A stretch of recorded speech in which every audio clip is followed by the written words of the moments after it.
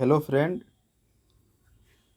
आज हम लोग पॉलिटी के कुछ महत्वपूर्ण क्वेश्चन को देखेंगे जो एग्ज़ाम के दृष्टिकोण से काफ़ी ज़्यादा महत्वपूर्ण है और आने की भी संभावना प्रबल है।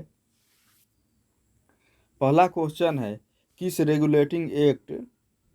वर्ष रेगुलेटिंग एक्ट 1773 के तहत कलकत्ता में सर्वोच्च न्यायालय की स्थापना की गई थी? ऑप्शन ए है 1773, बी है 1774, सी है 1775 और डी है 1784। तो इसका जो राइट आंसर है वो ऑप्शन बी है 1774। 1774 में कलकत्ता में सुप्रीम कोर्ट की स्थापना की गई थी और 1773 के रेगुलेटिंग एक्ट के तहत, और इसके मुख्य जो न्यायाधीश बने थे एलिजा इम्पे बने थे, और अन्य जो 3 न्यायाधीश थे वो थे लिमेस्टर, चेस्टर और हाइडे थे, और मुख्य न्यायाधीश एलिजा इम्पे थे। नेक्स्ट है, भारतीय विधायिका प्रथम बार द्विसदनीय बनाई गई थी? ए 1909 के एक्ट से, बी 1919 के एक्ट से, सी 1935 के एक्ट से और डी 1953 के एक्ट से। तो भारतीय विधायिका प्रथम बार द्विसदनीय जब बनाई गई थी 1919 के एक्ट से, क्योंकि यही पहली बार द्वैध शासन की स्थापना हुई थी।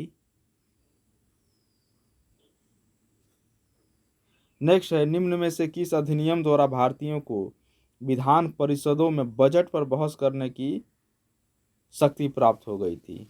ए है 1919 का अधिनियम, बी है 1909 का अधिनियम और सी है 1861 का अधिनियम और डी है 1892 का अधिनियम। तो ये बजट पर बहस करने की जो शक्ति प्राप्त हुई थी वो 1892 का अधिनियम से, यानी ऑप्शन डी इसका राइट आंसर है।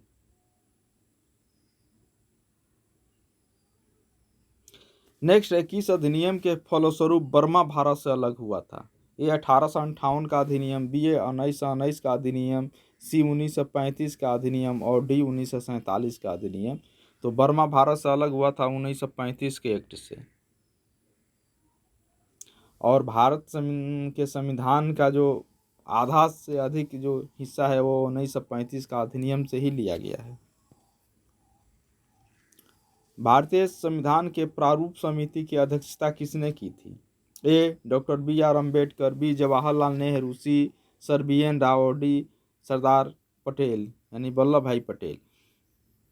तो जो ड्राफ्टिंग कमेटी थी, प्रारूप समिति जिसको अंग्रेजी में ड्राफ्टिंग कमेटी कहते हैं, उसके जो अध्यक्ष थे वो डॉक्टर अम्बेडकर थे, और ये 7 सदस्यीय कमेटी थी और डॉक्टर अम्बेडकर इसके अध्यक्ष थे। Option A is right.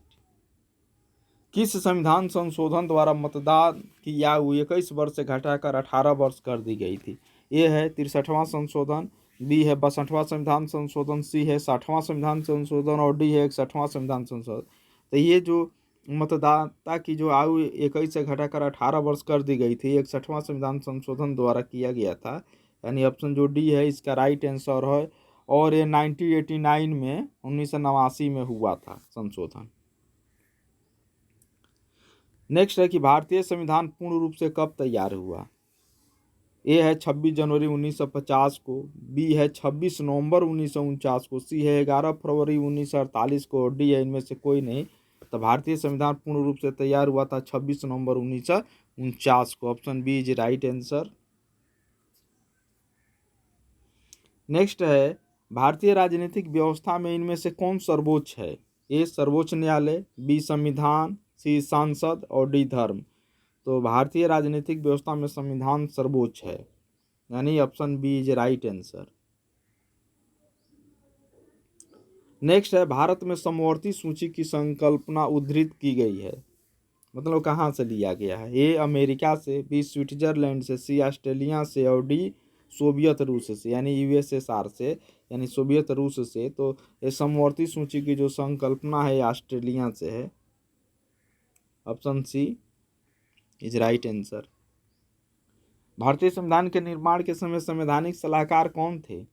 Doctor Ambedkar, B में है डॉक्टर राजेंद्र प्रसाद, सी में है सर बी एन राव और डी में है के एम मुंशी। तो भारतीय संविधान के संवैधानिक जो सलाहकार थे सर बी एन राव थे। बेनेगल नरसिंह राव इनका पूरा नाम था और उस समय के बहुत बड़े कानून के जानकार थे। नेक्स्ट है लिखित संविधान का प्रारंभ किस देश में हुआ, यानी सबसे पहला लिखित संविधान किस देश ने लिखा। A Japan, B Bharat, C Britain और डी अमेरिका। तो सबसे पहले अमेरिका में लिखित संविधान प्रारंभ हुआ। Option D America. भारतीय संविधान का कौन सा भाग संविधान की आत्मा कहलाता है। ए मूल अधिकार, बी राज्य के नीति निर्देशक तत्व, सी उद्देशिका और डी संवैधानिक उपचारों का अधिकार। तो भारतीय संविधान का जो आत्मा कहा जाता है वह प्रस्तावना या उद्देशिका को कहा जाता है। Option C is right answer. और एक क्वेश्चन और पूछा जाता है कि डॉक्टर अंबेडकर ने किसे भारतीय संविधान की आत्मा कहा है। तो आर्टिकल 32 को कहें संवैधानिक उपचारों के अधिकार को। तो डॉक्टर अंबेडकर का नाम जैसे आएगा तो वो आर्टिकल 32 हो जाएगा, संवैधानिक उपचारों का अधिकार, उसको उन्होंने संविधान की आत्मा कहा है। अगर उनका नाम नहीं आता है तो प्रस्तावना या उद्देशिका को संविधान की आत्मा कहा जाता है। नेक्स्ट है भारत के संविधान की उद्देशिका में कितने प्रकार के न्याय की व्यवस्था की है। ए 2, बी 3, सी में 1 और डी में 4। तो 3 प्रकार की न्याय की बात कही है। Option B.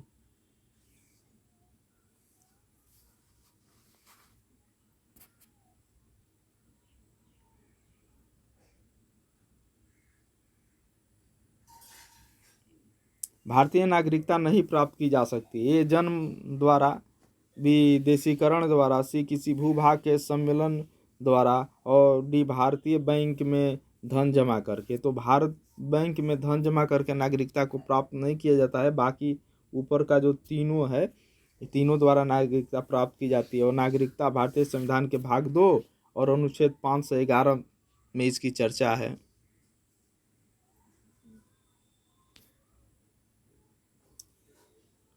नेक्स्ट है कि नागरिकता संबंधी कानून बनाने का अधिकार प्राप्त है। ए राज्य विधानमंडल को, बी संसद को, सी राष्ट्रपति को और डी राज्यपाल को।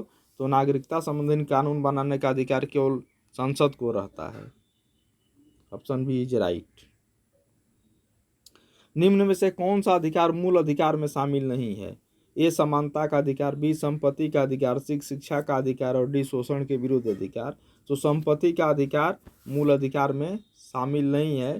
हालांकि पहले ये भी मूल अधिकार था, लेकिन 44वां संविधान संशोधन द्वारा इसको समाप्त कर दिया गया है। अब एक लीगल राइट है, यानी विधिक अधिकार है और ये आर्टिकल 300 का क्लोज क में ये है।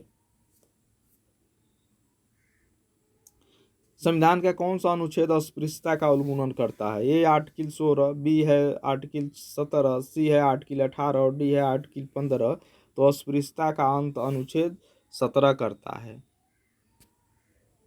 16 में समानता की बात कही रही, 18 में उपाधियों का अंत है और 15 में धर्म लिंग के आधार पर भेदभाव नहीं किया जाएगा। 1 से लेकर और मतलब कि 51 क तक यानी मूल कर्तव्य तक ये आर्टिकल को याद रखना चाहिए। यहाँ से हमेशा क्वेश्चन पूछे जाते हैं। नेक्स्ट है भारतीय संविधान के अंतर्गत किसे मूल अधिकारों का संरक्षक माना जाता है। ए संसद को, बी राष्ट्रपति को, सी न्यायपालिका को, डी प्रधानमंत्री को। तो मूल अधिकारों का संरक्षक न्यायपालिका होता है। Option C. किस समिति की अनुशंसा पर संविधान में मूल कर्तव्य को शामिल किया गया। ये बलवंत राय मेहता समिति, बी सरदार स्वर्ण सिंह समिति, डी अशोक सिंह समिति और डी अशोक मेहता समिति। तो ये सरदार स्वर्ण सिंह समिति के सिफारिश पर ये मूल कर्तव्य संविधान में जोड़े गए और आर्टिकल 51 का क में वर्णन है और भाग 4 ही है और ये रूस के संविधान से लिया गया है।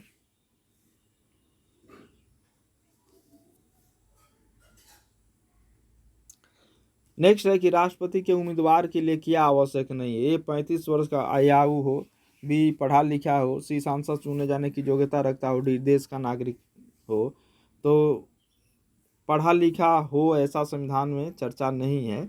तो इसका यही है, ऑप्शन बी इज राइट। बाकी वो उसकी न्यूनतम उम्र 35 साल होनी ही चाहिए, संसद चुने जाने की उसमें योग्यता होना ही चाहिए और देश का नागरिक तो होना ही चाहिए। नेक्स्ट, यदि भारत के राष्ट्रपति का पद रिक्त हो जाए और उपराष्ट्रपति भी न हो तब निम्न में से कौन कार्यवाहक राष्ट्रपति होगा?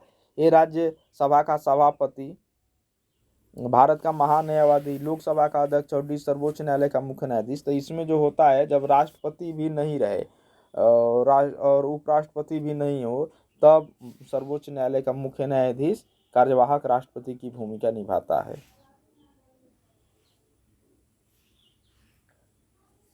भारत के राष्ट्रपति के महाभियोग की प्रक्रिया है, यह एक अर्धन्यायिक प्रक्रिया है, बी कार्यपालिका प्रक्रिया है, सी न्यायिक प्रक्रिया है और डी विधायी प्रक्रिया है। तो ये अर्धन्यायिक प्रक्रिया है।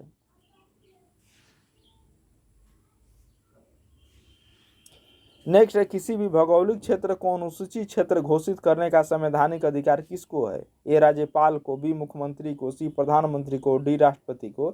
तो ये अनुसूचित क्षेत्र राष्ट्रपति को अधिकार है घोषित करने का। Option D is right. Bharat के उपराष्ट्रपति को पदच्युत करने संबंधी प्रस्तावित किया जा सकता है केवल लोकसभा में, संसद के किसी भी सदन में, संसद की संयुक्त बैठक में और डी केवल राज्यसभा में। तो इसका जो सही आंसर होगा वो ऑप्शन डी होगा, राज्यसभा में होता है, क्योंकि जो उपराष्ट्रपति हो राज्यसभा का ही पदेन सदस्य होता है, पदेन सभापति होता है।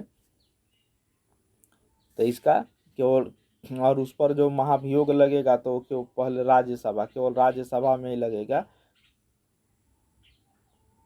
और संसद की संयुक्त बैठक से भी क्वेश्चन जो पूछा जाता है, तो ये क्वेश्चन पूछा जाता है कि संसद की संयुक्त बैठक को कौन बुलाता है? तो राष्ट्रपति बुलाता है, लेकिन उसकी अध्यक्षता लोकसभा अध्यक्ष ही करता है। और आर्टिकल 108 में, अनुच्छेद 108 में संयुक्त बैठक की चर्चा है। नेक्स्ट है, भारत का प्रधानमंत्री यानी निर्वाचित होता है, चयनित होता है, मनोनीत होता है और नियुक्त होता है। तो भारत का जो प्रधानमंत्री है वो नियुक्त होता है, उसकी नियुक्ति राष्ट्रपति करता है। निर्वाचित वो संसद सदस्य के रूप में होता है, लेकिन उसकी नियुक्ति होती है और नियुक्ति राष्ट्रपति करते हैं। ऑप्शन डी इसका राइट आंसर है। लोकसभा का कोरम यानी गण पूर्ति कुल सदस्य संख्या का कितना होता है? कुल सदस्य संख्या का 1/6 भाग, कुल सदस्य संख्या का 1/5 भाग, कुल सदस्य संख्या का 1/10 भाग और डी कुल सदस्य संख्या का 1/8 भाग। तो ये होता है 1/10। कुल सदस्य संख्या का 1/10 होना ही चाहिए कार्रवाई के लिए। वर्तमान लोकसभा में प्रत्येक राज्य के लिए स्थानों का आवंटन आधारित है। ये 1971 की जनगणना, बी 1951 की जनगणना, सी 1961 की जनगणना और डी 1981 की जनगणना। तो अभी भी ये 1971 की जनगणना पर ही आधारित है।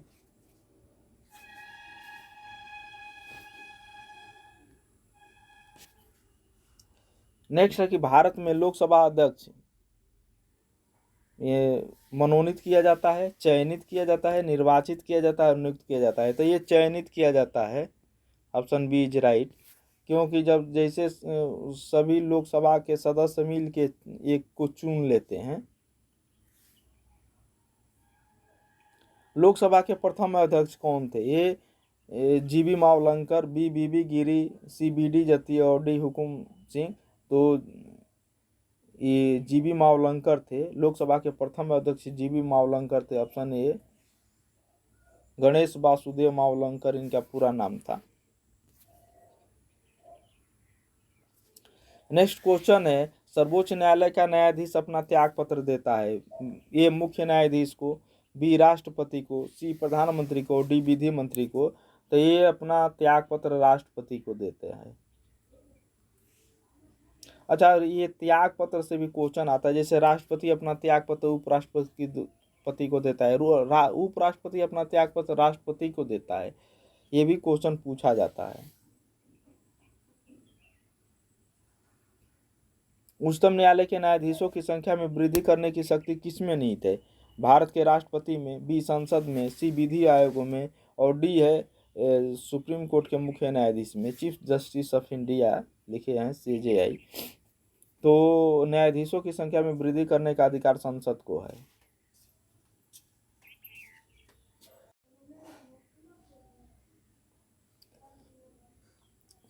नेक्स्ट है भारतीय संविधान का संरक्षक कौन है? ए राष्ट्रपति, बी संसद, सी मंत्रिपरिषद और डी सर्वोच्च न्यायालय। तो भारतीय संविधान का संरक्षक सर्वोच्च न्यायालय होता है। Option D is right answer.